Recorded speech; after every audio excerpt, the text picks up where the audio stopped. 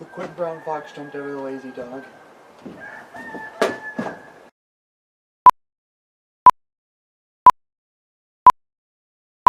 Alright, so we've got Lori Elliot, the owner and proprietor of Big Sky Herbs, and I'm here at the farm out down Mullen Road, and Lori's going to talk about sustainability, herbalism, and some other topics, so Lori, take it away.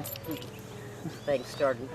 Well, I guess because of Earth Day being so close, and part of it is my passion too, I thought I'd start out a little bit with sustainability. And the first thing I wanted to talk about is that, you know, there's a difference between the earth and the world. The world is kind of what we have done to the earth to make it what it is now.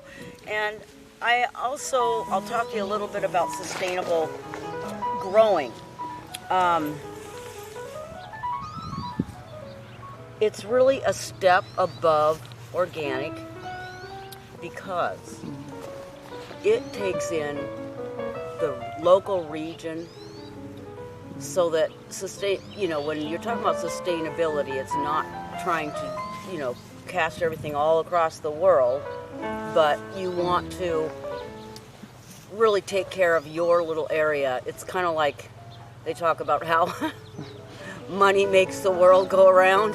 I think it's more like education and wisdom, like, our word over the world.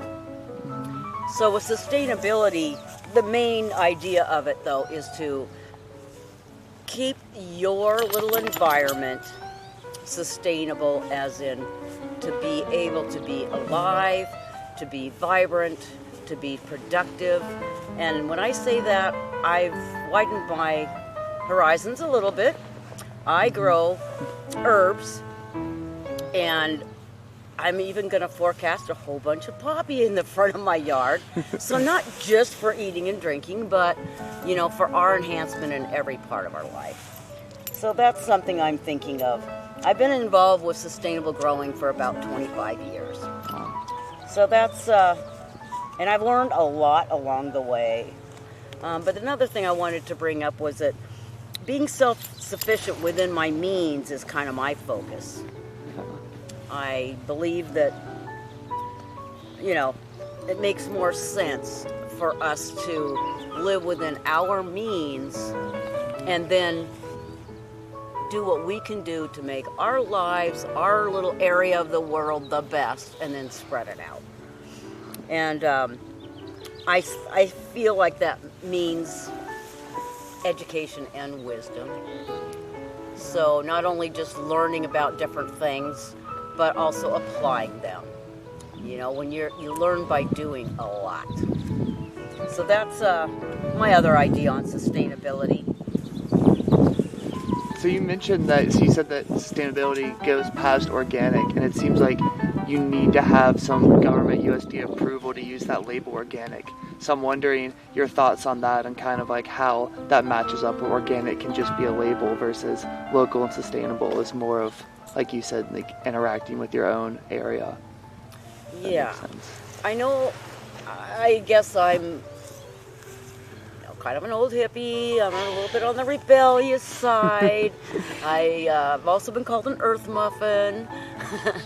But I know that when, certified organic first came out, it sounded really good, but in order to get that designation, it was really pretty expensive. Mm-hmm. And unfortunately, when we moved out here, I didn't have 3 years of fallow land to, start with. I'd have to wait 3 years before I could do anything. Wow. Now, I'm sure things have changed, but I do believe that organic has become sort of a common word.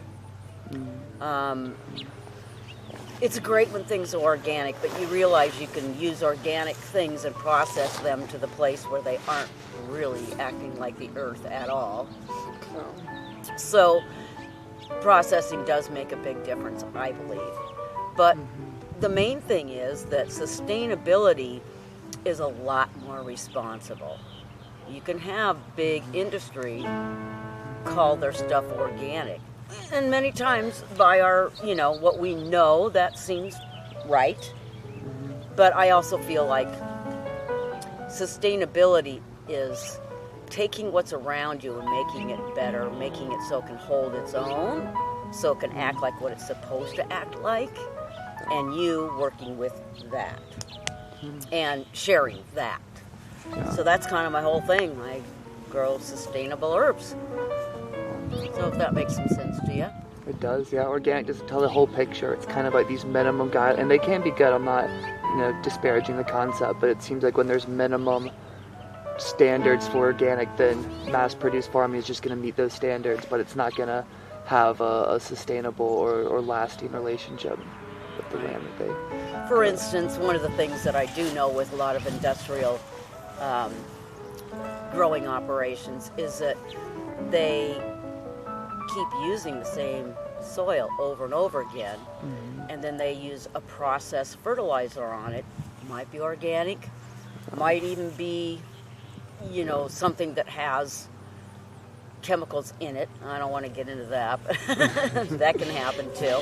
But the soil may not really have the nutrients left in it once they grow those things, harvest them, and ship them off earlier than they're ripe a lot of times. Yeah. So I have a little thing with the food industry. I love the fact that I vend at the farmers markets here, and I can buy my produce here. To me, that is just awesome. Yeah. So that's what I think is just great. The other thing I was going to talk about with sustainability is I want you to think about equity or equality. If you be good to yourself, you'll have something to give to others. You should try to do that. Giving is receiving. So find out how to give to the earth, and it will give it back to you tenfold. And that kind of gets me thinking about herbalism. Because what I was going to say about herbalism is that, do you know the earth was set up to take care of us, including, the plants and the herb yielding seed. Almost every belief system has a creation story, and it usually has to do with plants, a garden like the Garden of Eden or something similar, and people. Humans, I call them people. But I learned about herbalism when I was looking into companion planting, because I just really like the idea of organic gardening. Started out in Portland, Oregon, in a big old house on the corner with no yard. But I did take out some nasty shrubs and, worked on it and got some good soil and got a nice little tiered garden going. Then we moved back to Spokane, and I'm like, oh dear, the growing season's shorter, everything's different, but I want to keep it organic. I want to take advantage of what I can, just going to have to learn some new things.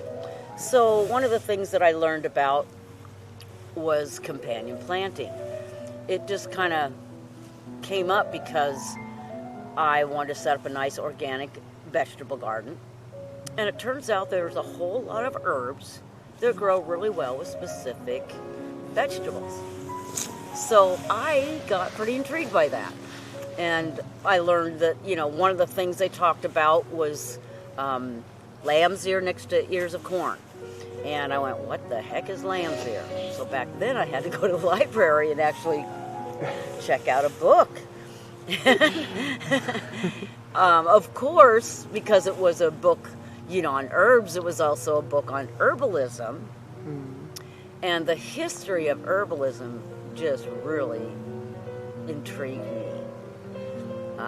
I will say that I am of the Western type of herbalism. The reason I'm, or the old world, is that I guess I'm a gardener first. So I want to be able to grow all those herbs, and so they become local food. And I know that, we just don't have the same thing as a lot of the Southern Hemisphere. But there's something to be said about eating and drinking and doing things locally, taking advantage of this part of the earth. So that's where I came from there. I really believe in local. That's just kind of my thing there. But the other thing I was going to say about herbalism is that it just occurred to me that plants are in a certain area and near each other to bless each other. You know, that's how they're going to grow and flourish, and that's how they're going to be able to give back to us, is by being healthy. I feel like we can be healed and whole by not only eating the right food, but using herbs for our whole being, body, mind, and spirit. So in that respect, I don't get into a million different types of herbalism, but I'm basically, I just know that when you get right down to it, that's what it comes down to. By being in loving contact with the earth, we learn how to respect it and include it in everything we do. And that is really healing. And it's not only healing for us, like I said, take care of yourself by, you know, being in contact with the earth, in homage. It's so fulfilling and healing. And then you become the type of person that can then spread that healing and wholeness to others. You have something to give because of, I'll tell you, plants are just plain miraculous, especially herb plants. So that's kind of where I'm at there with herbalism. I was just intrigued by the whole old world of Western herbalism, since that's where many of us live. You know, here in the U.S. anyway. I was just going to say, all herbs are sacred and absolutely miraculous. You know, when I started looking into the history of herbalism, talk about inspiration, mystery, and grounding material. You've got it all when you start looking into herbalism. And I also, practically speaking, got into herbalism and the Western type of herbalism because it makes me a better gardener. Because the plants that grow here is what I like to grow. And they seem to, you know, survive and do well here. So that's kind of my little spew on herbalism. Do you have any questions about that, Jordan? Anything you can think of that you want to add to it, or? Yeah, that was super inspirational. That makes me want to amp up my gardening this season. I guess one thing I was thinking of earlier with the companion planting is how kind of monoculture just completely ignores that, and it just says as much as possible instead of trying to synergize different kinds of letting plants do what they want to do and interact the most healthy way they can. I think that's one thing that's a lost art, in my opinion, is trying to just work with them, instead of just against them. And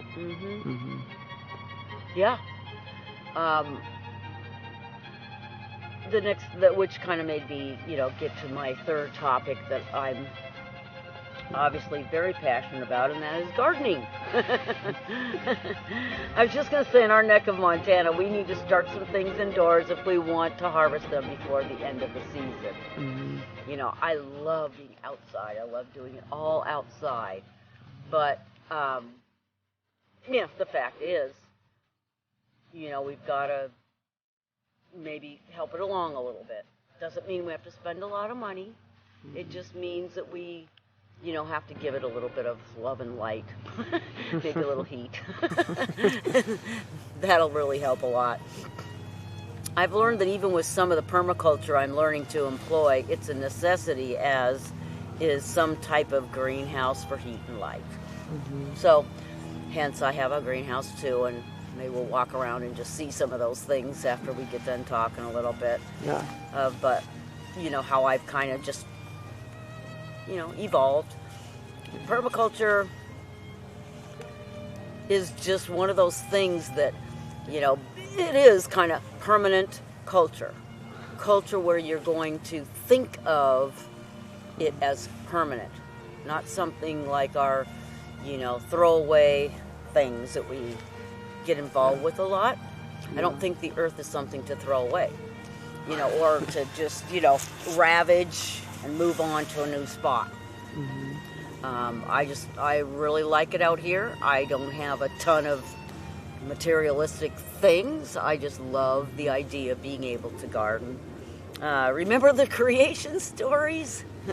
The Garden of Eden? And the other thing I was going to say is we were put here to basically to tend the earth, and the original humans or people were supposed to tend the garden. So I feel like that's something else that helps my obsession. Because I really believe in that. And you know what? It's so therapeutic. It really is. Not just for me, but I think when I get other people out here helping out.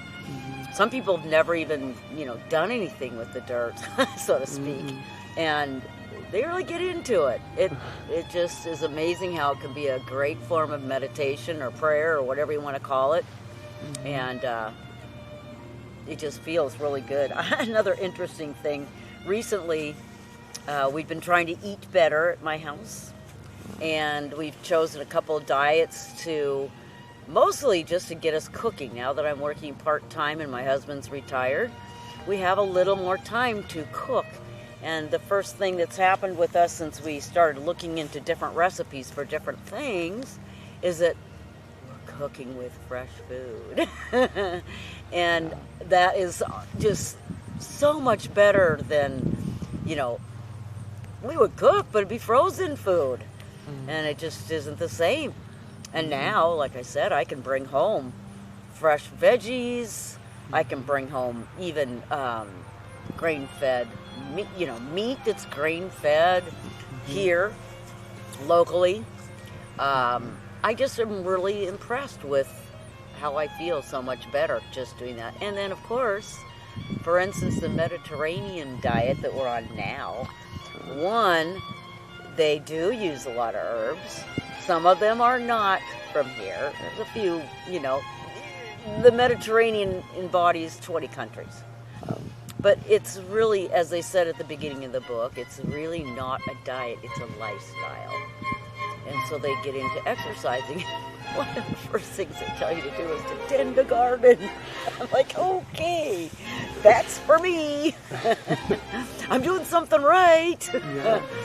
But I really do believe in it in a lot of ways. It's just a great way to keep fit, too. Not the greatest in the winter, but it's really good now, So I learned about permaculture when I already had my garden set up for a U-pick. So, for instance, the Hugel culture, which is sort of, basically that's the German way of doing hill gardens. It's done a lot like our layered gardening that they talk about. Sometimes they call it lasagna gardening, where you have, you put down sticks and, then greens and then some soil, and you layer the soil. And with hugelkultur, when you do that, you do the same thing, but you just pile it into a big hill. And then as it decomposes, and then you put soil on the top, and you've got one big compost pile in a couple of years, basically. And it's just so efficient, and it's using everything the earth's got to give. So, hence composting. And I'm working on that. One of the other things now, I can't, if I hadn't started the garden, I probably wouldn't do that. I have a bunch of big hills around. There's some great designs where it really takes advantage of that. But as it is now, I'm doing the things that I can do.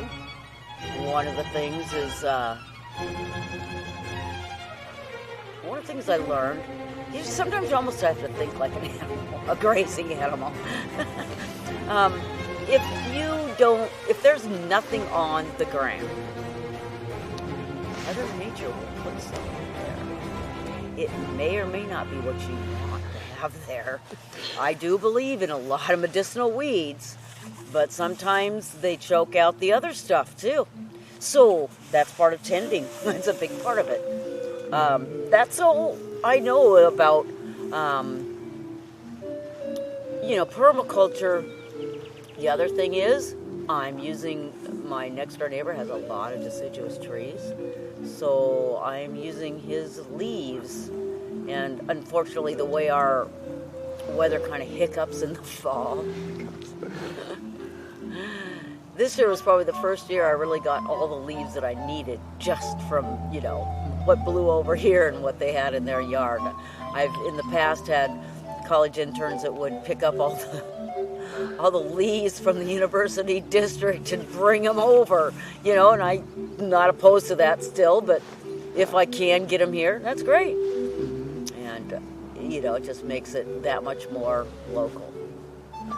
Speaking of which, Jordan and I took a couple of saplings out of one of the garden beds last year, and we planted them on the other side by the fence because they are going to be trees. I didn't know what kind. Well, it turns out they're obviously cottonwood because they had the nice little cottonwood buds on them, which is supposed to be great for salves and all sorts of stuff. So, when they get a little bigger, I'll be able to do that. Be good. I'm just real blessed with the little piece of land that I'm on, and being able to, work with it. It'd be nice to. It's all about what you have around you to interact with, and that's what I was gonna, really focus on today. But we'll take a small gander, and we'll show you quickly how things start in the winter and how they progress. But first, you have a question, maybe? Yeah, that was amazing. I'm glad. I feel like you've covered everything so well and very concisely. I'm glad that you also tied in how you can get local produce and grain-fed meat, because the other part of the project was doing chickens and pigs, so that ties in well. This is kind of the whole process where you've got the herbs and vegetables, and then also meat if you'd like it. And also it kind of seems like you came full circle with permaculture feeding into sustainability, where it's kind of not treating earth as a throwaway, disposable object. It's trying to make things enduring and lasting and harmonious. So I really liked how everything looped together for that. Oh, That was really well done. I'm glad. Sweet, yeah. Okay, well, that was great. So we can stop there.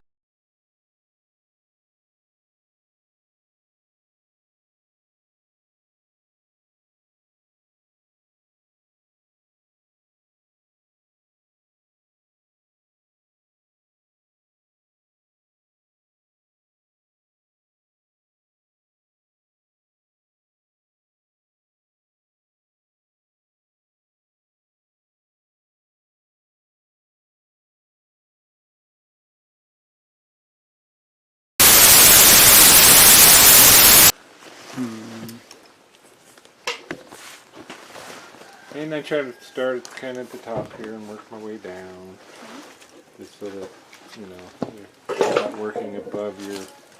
Do you sell the chicken feet for like $900 a pair, or? Chicken feet? Yeah, Jen definitely sold quite a few chicken feet. No, she didn't. Really? Yeah. God, people buy anything. They're cat toys. Nuh-uh. Just like the bunny feet. Seriously?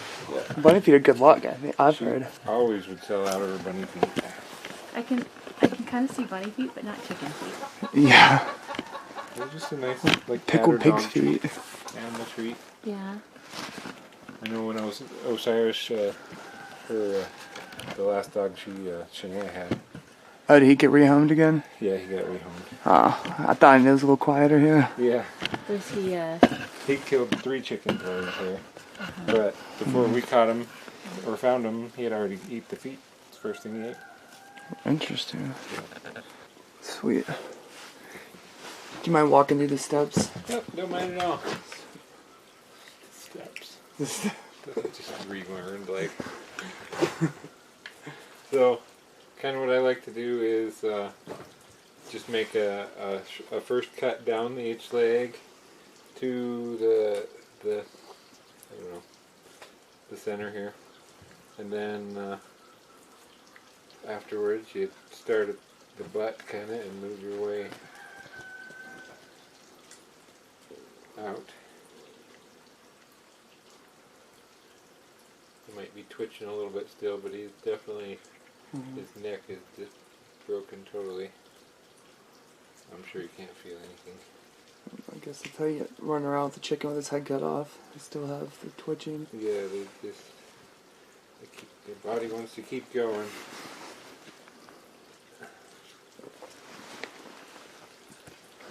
And then I try to get all the feathers and stuff in with the hide, because that, I don't know, just causes more of a pain later if you got feathers stuck to stuff.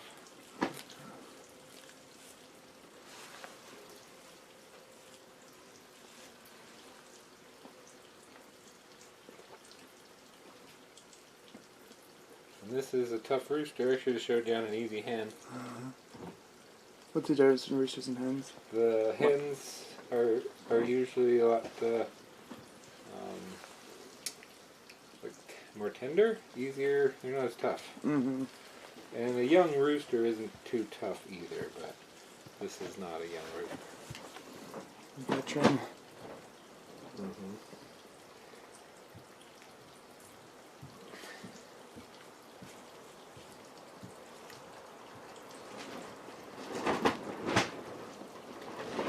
Makes you use the knife a little more anyway to cut the skin away from stuff. If it was a soft, easy hen, it would just tear right off. Like a rabbit. I guess some of the older rabbits the same way too. They're really tough. It's wild how much like alligator, dinosaur The legs? Yeah. Yeah, they definitely do.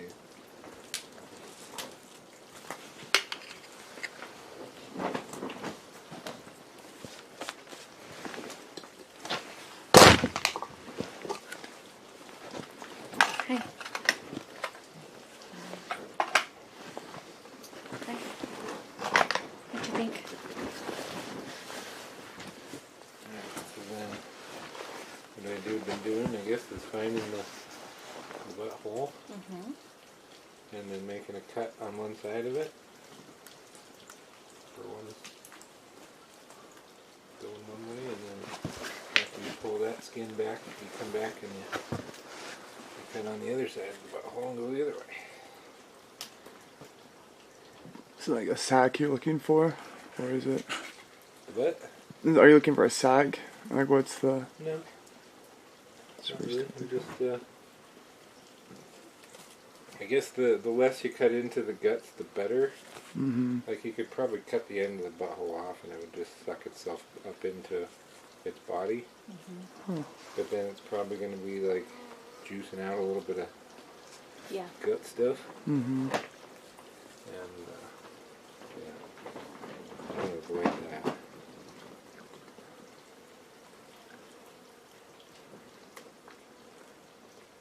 Keep them contained in the guts the best possible.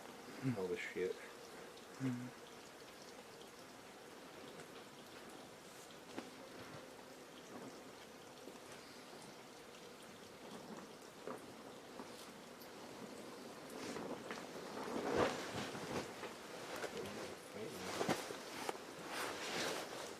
Tough rooster. I'll pick the toughest one to last, I think. Were you doing them one at a time, or are all four of them still in there? Or you can do those together? They're all done and shrink wrapped already. Oh wow! Oh, that's what you're doing. Okay. Yeah.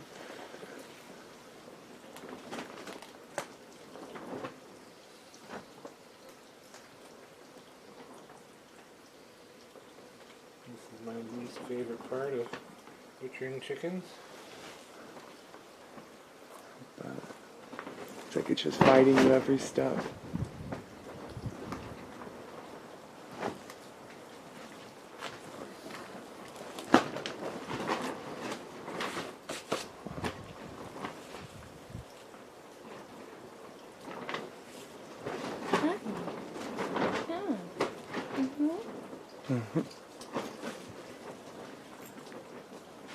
Hi.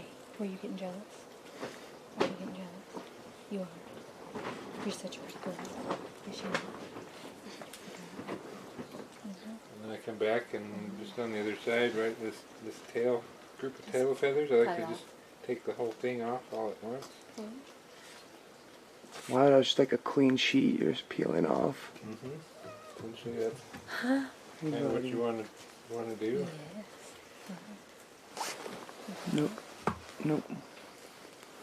And then down here. Most of the feathers and stuff that stick come off pretty easy in the water when you're washing it. Alright, I'm going to get that about that far. And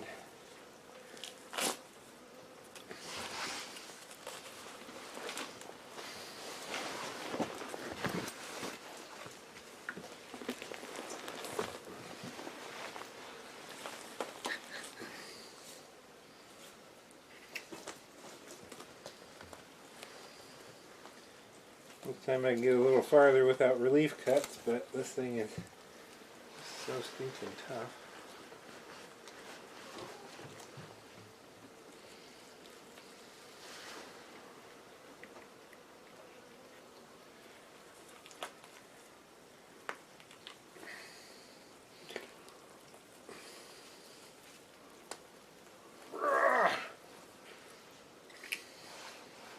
Helps to growl and make noise. Totally.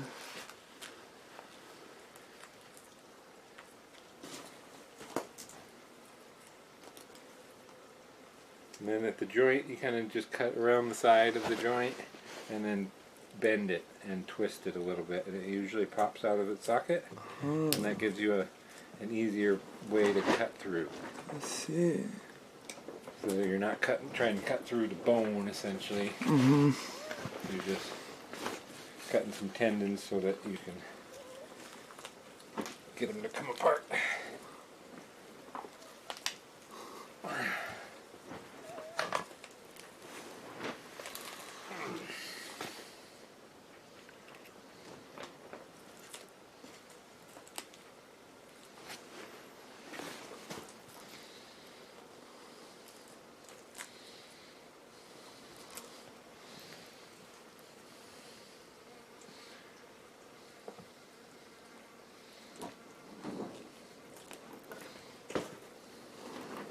Ta-da! Yep. And then you come back here and do the same to these joints. Are the scraps just pig food, everything you've cut off so far? Or dog food. Jane will eat it. I'll give it to her first and then the pigs can have the rest.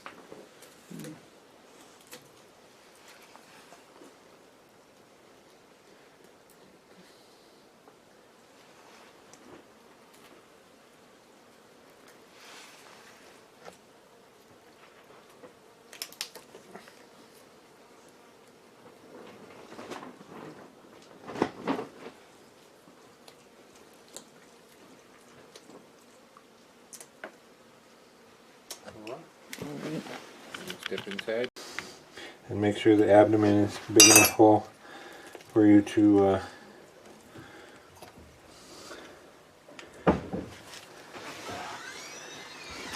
my knife's still for some reason. And then you basically just reach up with your fingers here and stick your hand as far as you can in there and scoop everything out.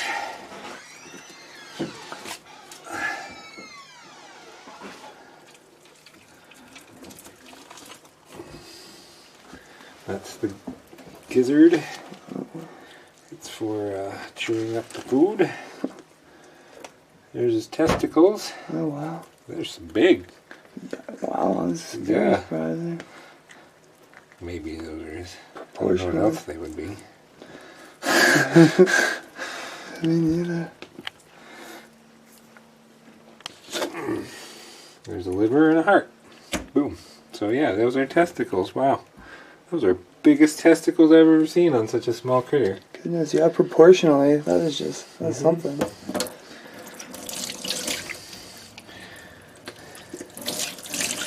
And then, then we wash it. Wash it off. Wash off all the feathers and anything you don't want to eat. Yeah, there's almost not as many steps as I thought. It's kind of just precision of what parts you're doing when. Yeah, the hard part is getting the skin off. Mm.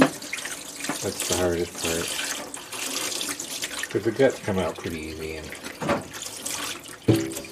it's not too hard to not. I mean, like with like bigger animals, it's a little easier to like pop stuff and leak pee on things. And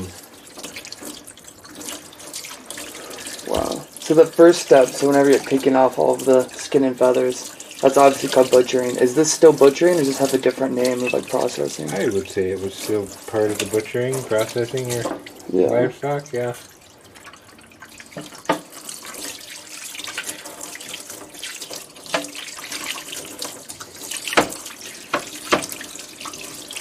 It's so cool. The other ones had a lot of fat on them. This one does not have much fat on them. Yeah, it looks pretty lean. Guess he put all his energy into something else.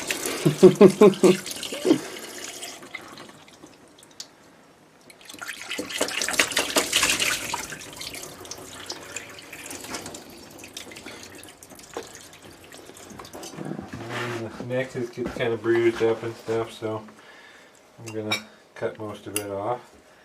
And you do that by kind of cutting around, cutting some tendons around it, and then twisting it if I can. Let's see.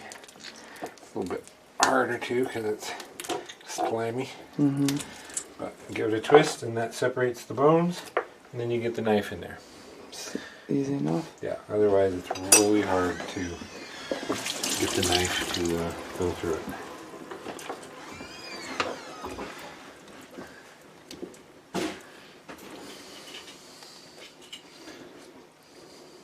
Yeah, there you have it. Wow, just one big clean piece. Mostly clean. Mostly. Smooth. Now I'm gonna wash it a little more, I think, but I need to turn the water back on. You're gonna stick it in the freezer or do something with it. But you definitely gotta cook it before you eat it. I mean. Right. So if like immediately you had to pour that? No, nothing immediately. Just get it cold as quick as possible and frozen, preferably. Mm-hmm. There. Wow. And I like to dry it off just a little bit.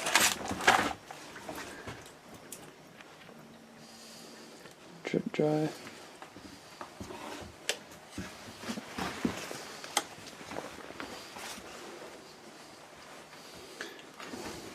We'll see how this works too.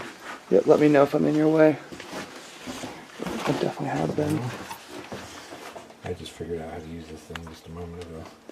It's cool, I've tried them before, but I think I was off a little bit. So I feel one end here.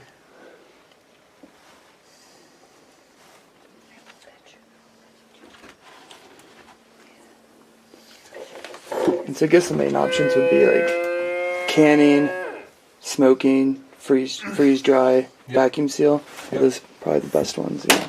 I definitely would prefer like canning. Yeah, it seems the most reliable and safest. Yeah, and it will last the longest with the least amount of energy. Mm-hmm. So I'm guessing that chicken's going to go there, so I'm going to give myself a little extra space. Because I almost didn't last time. Gave myself just barely enough room.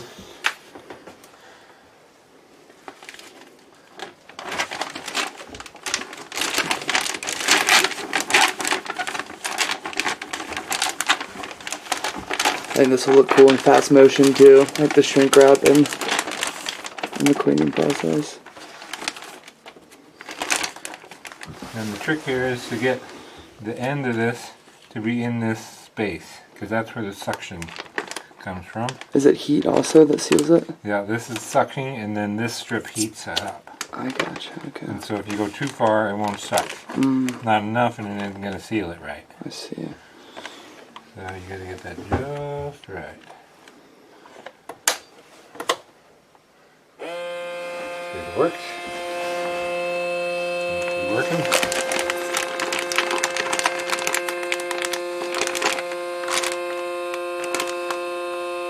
I think so.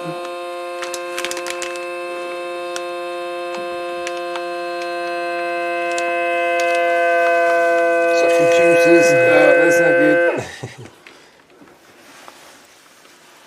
Probably seals on its own after it's done. Alright. Wow. Looks like a good seal. Ta-da. Boom. That was very fast from bird to preserved for how long? Yeah. And maybe And then we'll just